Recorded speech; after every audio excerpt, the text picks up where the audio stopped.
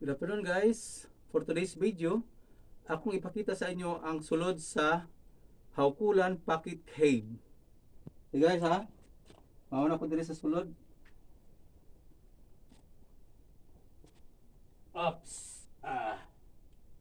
Hinay-hinay. Slowly. Yeah.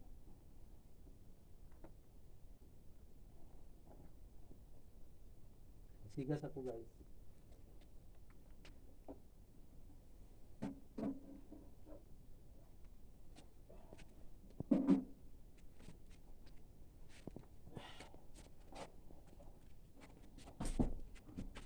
Okay guys, nandito tayo sa loob kaya ng Haukulan Pocket Cave. Okay guys, nandito tayo ngayon sa loob ng Haukulan Pocket Cave. Ito guys, sa mga talanawon din no? Yan, ang iyahang mura o rice terraces. No? Kita nyo guys, ang iyang parang rice terraces. Tapos ang iyahang kryptonite. Parang kryptonite guys, naputol siya no? Tapos nabugsok siya sa ubos.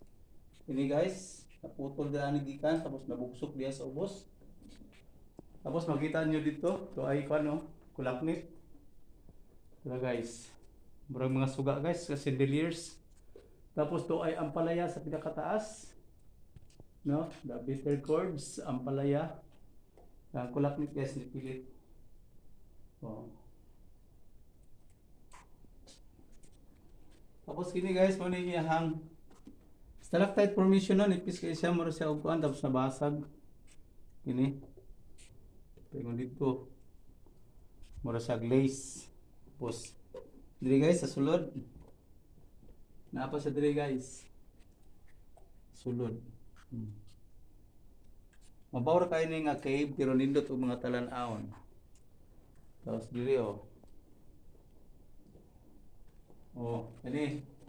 Kita nyo guys. Oh. Nindot kayo siya, no? Kani. Oh, tapos diri sa sentro, pag diri ka sa sentro, nindot pug kayo, oh. Nindot. Tapos katong ilahang curtains diri guys. Muni ilahang curtains. Oh, marang cortina. No, papicture ta dito, pakuha ta dito, no? Kita ka dito. Okay, red curtains. Tapos kita mo sa atop, o tapos yung kulaklit dito, bitay. Bat. Oh. Tapos dito guys, na may sulok pa sa dito, oh. Oh, pwede dyan na makita dito guys. Oh, nandito ako. Okay, that's all for today's video. Thank you for watching.